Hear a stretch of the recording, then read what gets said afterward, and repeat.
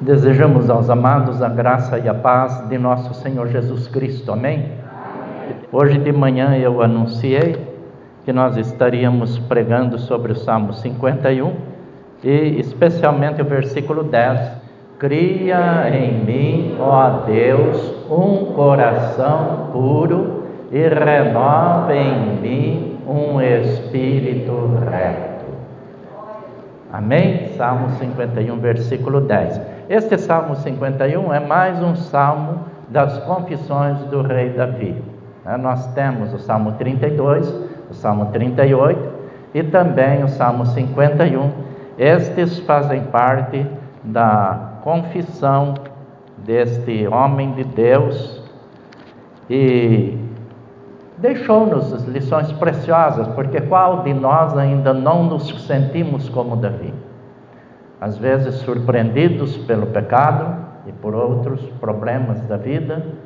Todos nós com certeza passamos por estes momentos e buscamos então em Deus o seu perdão, buscamos em Deus o consolo, suplicamos a Ele que renove em nós um espírito reto, como está aqui no Salmo, especialmente no título, que Ele renove um espírito reto.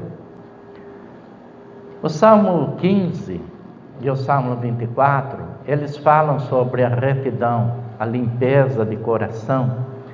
E o salmista, que também é o rei Davi, ele pergunta no Salmo 15: Senhor, quem habitará no teu tabernáculo? Quem morará no teu santo monte? Aquele que anda em sinceridade, pratica justiça e fala verazmente, ou seja, fala a verdade, segundo o seu coração. Aquele que não difama com a sua língua, nem faz mal ao seu próximo, nem aceita nenhuma afronta contra o seu próximo. Aquele a cujos olhos o réprobo é desprezado. Réprobo significa perverso, né? Mas honra os que temem ao Senhor, aquele que mesmo que jure com dano seu, não muda, aquele que não empresta o seu dinheiro com usura, ou seja, juros exorbitantes, nem recebe peitas contra o inocente, quem faz isto nunca será abalado. No Salmo 24, no versículo 3, o salmista Davi também pergunta: quem subirá ao monte do Senhor, ou quem estará no seu lugar santo? Aquele que é limpo de mãos e puro de coração, que não entrega sua alma à vaidade, nem jura enganosamente. E lá em Mateus 5, versículo 8, Jesus disse: bem-aventurados limpos de coração, por quê? Porque eles verão a Deus. Assim, meus queridos, nós temos aí a introdução desta palavra desta noite. O salmista, ele reconhece que só Deus, somente Deus, tem o poder criativo. Existe uma história que numa conversação entre o inimigo e Deus, né? Olha aí, o inimigo conversa com Deus? Conversa, pelo menos há um diálogo registrado lá em Jó. Em Jó temos um pequeno diálogo, né? E o inimigo disse a Deus que ele poderia também fazer um ser humano, ele poderia também fazer um homem. E Deus falou: ora, se você pode fazer um homem, então faça, né? E o inimigo então foi buscar o material para fazer o homem. Deus fez, ele também quis imitar a Deus. E diz a história que quando ele pegou a terra, então para do pó da terra fazer um outro homem, segundo ele, né? Aí Deus falou: não, você vai fazer o homem, eu fiz com a terra que eu criei, então vai fazer você criar a sua terra para fazer o seu homem, né? Não vai usar o que é meu, porque quem criou o homem fui eu, do pó da minha terra que eu criei. Agora, se você quer me imitar, então crie a terra também, né? Mais uma das verdades que nós aprendemos através da Bíblia Sagrada, da Palavra de Deus, é que Deus é, por excelência, o Criador de todas as coisas. Ele é o Criador por excelência, né? E o salmista, ele reconhece a sua limitação. Ele reconhece que Deus possui o poder criador de trazer à existência algo que não existia. No princípio criou Deus o céu e a terra. Esta é a verdade que nós encontramos já bem no início da palavra de Deus, da Bíblia Sagrada. No princípio criou Deus o céu e a terra. Então nós aprendemos que Ele é o Deus Criador de todas as coisas. Nós não criamos? Não, nós temos a capacidade dada por Deus também de transformarmos as substâncias que Deus criou, e dessas substâncias nós temos tido então a bênção de todos os equipamentos tecnológicos, científicos que temos aí à nossa disposição. No homem, ele tem a capacidade de transformar. Agora, trazer à existência, só Deus. Só Ele pode fazer isso com o seu grande poder.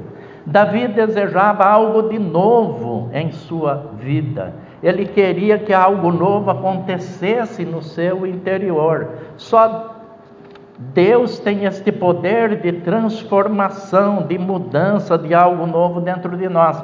E é isso que ele pede. Ele não queria uma mudança superficial, algo que acontecesse superficialmente, mas ele queria uma mudança radical na sua vida. E ele sabia que Deus tem o poder de colocar dentro de nós um espírito novo. Isso acontece através da conversão, isso acontece através do arrependimento, isso acontece através da mudança de mente, que também significa mudança de pensamento e atitude. O Senhor, nosso Deus, tem esse poder. E Davi então faz esse pedido a Deus. Jesus falou, e Marcos escreveu lá no seu Evangelho, capítulo 2, versículos 21 e 22, Jesus disse que ele veio para trazer algo novo para a humanidade, e ele disse: não se coloca remendo novo em vestido velho, nem se coloca vinho novo em odres velhos. Para quê? Para que os judeus entendessem, para que as pessoas que estavam ali em contato com Jesus entendessem que Jesus veio para nos trazer algo novo. Ele não veio apenas para remendar a nossa situação, a nossa circunstância de vida diante de Deus. Ele veio para trazer uma nova vida. Você crê nisso? Amém. Faz sentido para você? Amém. Deus nos enviou o seu Filho, Jesus Cristo, com este objetivo de trazer algo novo à nossa existência. Eu gosto da doutrina da salvação. Quando eu pesquiso, quando eu leio sobre a doutrina da salvação, da vida eterna, eu me inspiro, sabe por quê? Porque nós temos um pensamento que a nossa salvação vai começar quando nós partirmos daqui desta vida. Mas essa ideologia, esse pensamento não é bíblico, não é correto. Sabe quando começa a salvação de uma pessoa crente no Senhor Jesus Cristo? A salvação começa quando nós entregamos nossa vida ao Senhor Jesus. Aí começa o plano, o projeto de salvação de Deus para mim e para você. No dia que você creu, o Senhor disse: aquele que crê em mim tem a vida eterna. E a partir do momento que você crê, você passa a ter a vida eterna. Agora a nossa salvação se consumará, porque Deus faz tudo perfeito, Deus faz tudo completo, quando o nosso corpo for ressuscitado e glorificado. Você crê? Então, assim como Jesus ressuscitou, e Paulo diz que ele é a primícia dos que dormem, nós também ressuscitaremos em um novo corpo. Nossos espíritos se unirão a um novo corpo, porque a Bíblia diz que isto que é mortal se revestirá da imortalidade, e isso que é corruptível se revestirá de incorruptibilidade. E aí então cumprir-se-á a palavra: tragada foi a morte na vitória. Sabe por quê? Porque Deus, Ele é o Todo-Poderoso, Ele faz tudo perfeito. Deus faz tudo perfeito. Nós fazemos as coisas, na maioria das vezes, com precipitação. Não fazemos as coisas perfeitas, geralmente precipitadas. E sabe que nós conseguimos fazer as coisas precipitadas e Deus faz tudo perfeito? Tem uma passagem bíblica lá no Antigo Testamento que nos garante esta verdade. Quando Deus chamou Abraão, vamos à história. Quando Deus chamou Abraão, Deus lhe prometeu em seguida um filho, e que na sua descendência seria bendita todas as famílias da terra. Abraão tinha 75 anos, quando Deus o chamou lá em Ur, na Caldeia, Ur dos Caldeus. Abraão foi ser pai de Isaque aos 100 anos. Nesse tempo, Sara, a esposa de Abraão, ela quis ajudar a Deus. Ela teve uma ideia. Ela falou assim: Abraão, faz o seguinte, deita-se com a minha empregada, com a minha serva, e você vai ter um filho com ela. Nós vamos nos empenhar, vamos ajudar a Deus para que a promessa seja cumprida. Vamos dar a nossa contribuição. Deus permitiu que as coisas acontecessem. Mas como Deus faz tudo perfeito e nós fazemos as coisas precipitadas, Deus não reconheceu o plano de Sara. Deus não reconheceu o plano que Abraão consentiu. E lá em Gênesis 22, quando Deus pede Isaque em sacrifício, Deus diz assim para Abraão: Abraão, vai até o monte Moriá e oferece ali em sacrifício o teu único filho, Isaque. Oferece ali o teu único filho. Mas ele não tinha outro? Tinha. Ele tinha o Ismael com a empregada Agar, mas Deus não reconheceu. Por quê? Porque este não era o projeto de Deus, porque o projeto de Deus, meus queridos, é perfeito. Os projetos de Deus são perfeitos, os nossos são precipitados. E nós conhecemos bem a história. E esse Davi, esse salmista, o grande rei de Israel, ele pede a Deus: cria, Senhor, em mim, porque o Senhor faz tudo perfeito. Cria em mim, este pronome pessoal oblíquo, cria em mim. O nosso ego sempre nos leva a olhar para o outro. Aliás, a psicanálise fala sobre a projeção. Como nós gostamos disso, de projeção. Nos projetar no próximo, nos projetar no outro. Então, aliás, principalmente no aspecto negativo, nós temos nossas projeções. E no aspecto negativo, por quê? Porque quando alguém aponta a nossa falha, nós apontamos a falha do outro. Então eu me inspiro na falha do outro. Eu me justifico na falha do outro. Certa vez eu disse a um irmão: a igreja tem 120 membros. Um exemplo. Não estou falando exatamente daqui, pode ser de uma de 500, pode ser de uma de 1.000 membros. Hoje, graças a Deus, no Brasil, nós temos igrejas com mais de 8.000 membros. Glória a Deus por isso. Mas, qual é a nossa tendência? Nós deixamos de observar que 100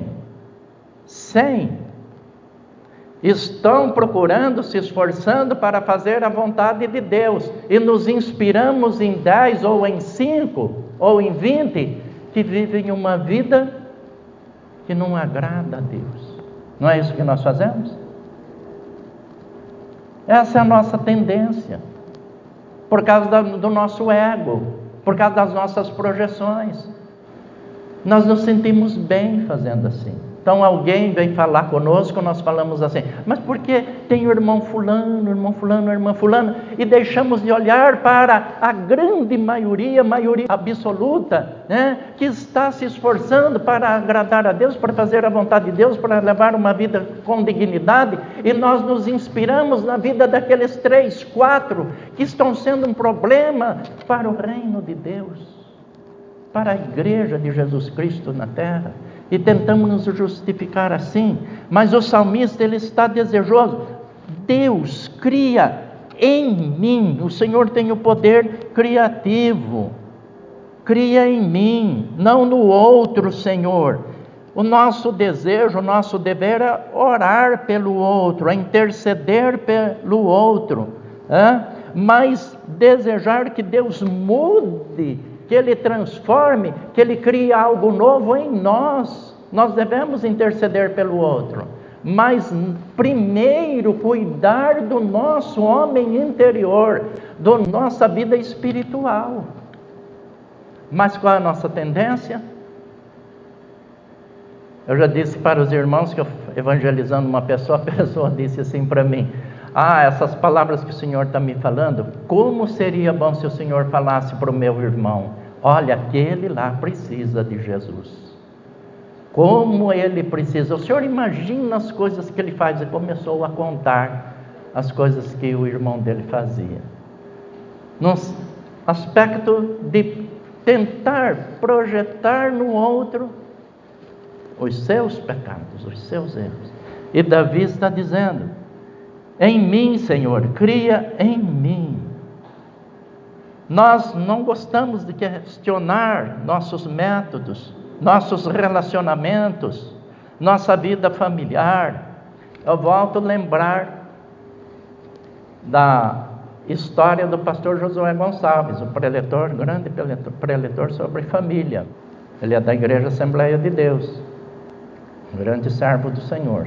O irmão da igreja havia ficado viúvo, e depois de uns 4 meses, uma irmã da igreja encontrou ele. Ela não pôde ir ao velório da esposa daquele senhor, daquele irmão, e ela o cumprimentou e disse: irmão, por favor, me perdoe, eu não pude estar presente no dia do velório da sua esposa, e eu fiquei assim muito chateada, mas agora eu vim aqui cumprimentá-lo, e com certeza o irmão está sofrendo muito a falta da irmã fulana. Ele falou: sim, eu agradeço a sua atenção, o carinho, as suas palavras, mas eu quero dizer para a irmã que quando Deus recolheu a minha esposa, Deus trabalha com perfeição. E hoje meus 2 filhos adolescentes, eles já pararam de tomar remédio controlado. A nossa vida em casa está uma bênção. Hoje eu posso levar algum amigo para almoçar comigo, porque antes não podia. A minha esposa, ela usava produto de limpeza para limpar até o elevador do prédio. Ela está salva, está com Jesus, mas para nós, Deus concedeu uma bênção.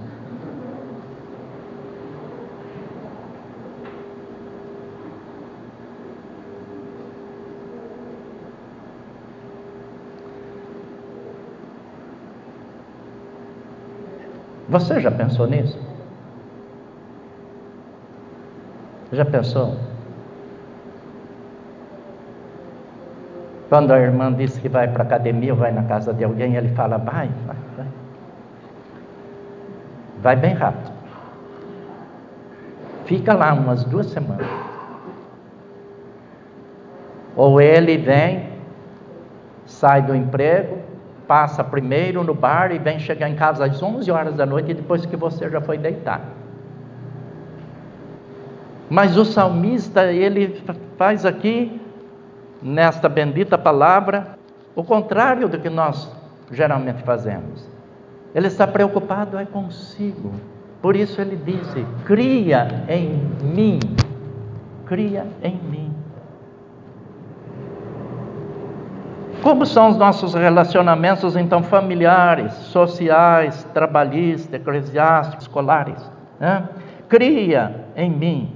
Mas geralmente nós dizemos, Deus, cria nele. Muda ele. Muda meu marido. Muda minha filha. Muda meu filho. Senhor, muda minha esposa. Deus, muda meu pastor. Por aí vai.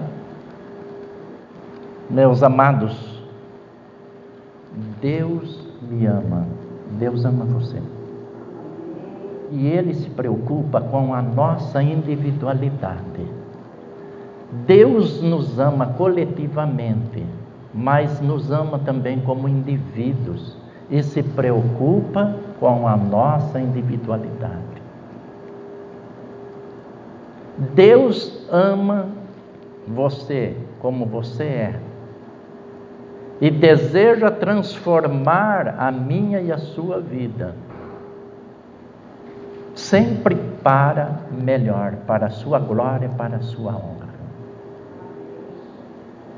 Ele não busca apenas os capacitados, mas capacita aqueles a quem Ele busca.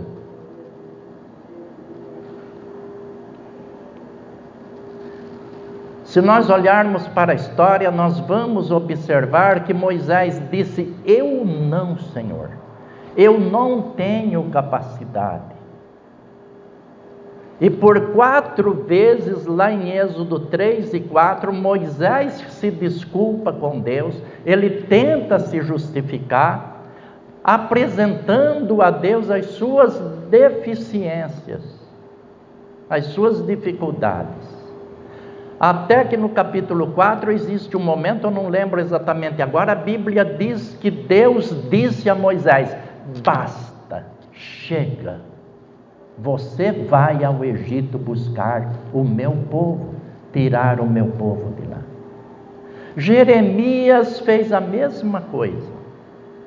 Quando Deus o vocacionou para ser profeta, Jeremias disse, Senhor, eu sou uma criança, eu sou um menino, eu não sei falar.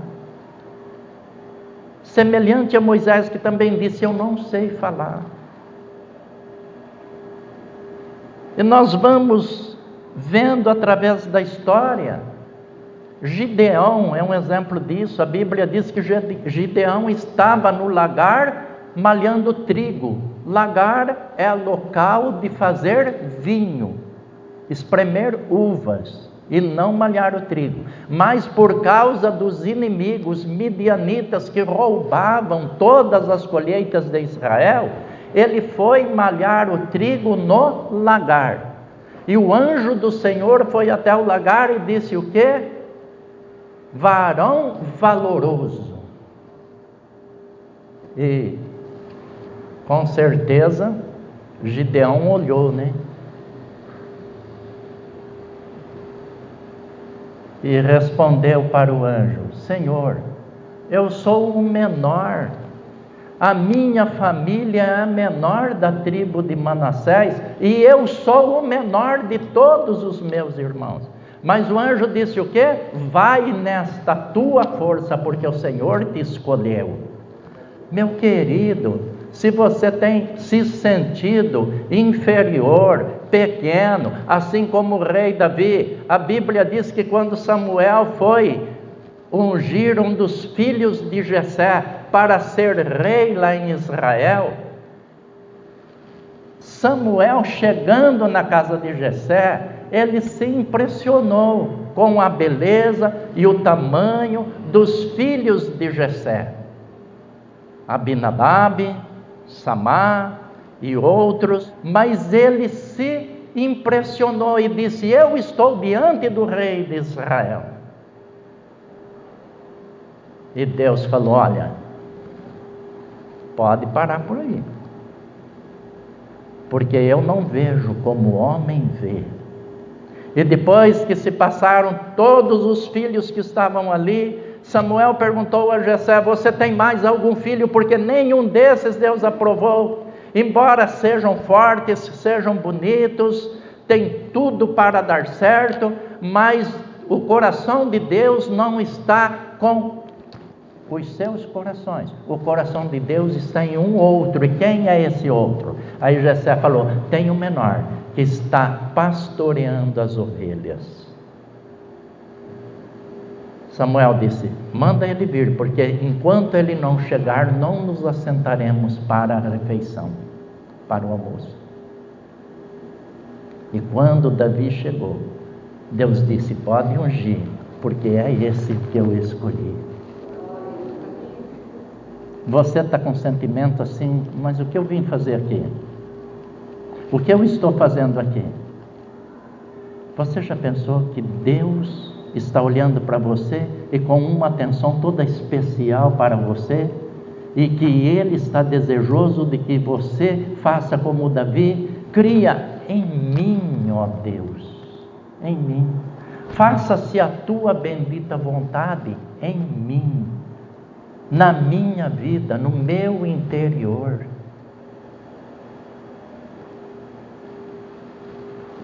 Sabe, Deus tem algo especial na sua vida.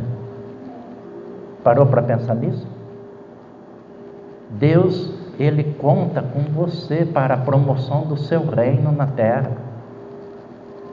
A Bíblia encerra a história de Moisés dizendo: e nunca houve na história um homem como Moisés, que falou com Deus face a face. Era aquele homem que disse: eu não sei falar, Senhor, manda outro, eu não estou qualificado. Por 4 vezes ele questiona a vontade de Deus. E de repente nós temos feito assim com o Senhor nosso Deus.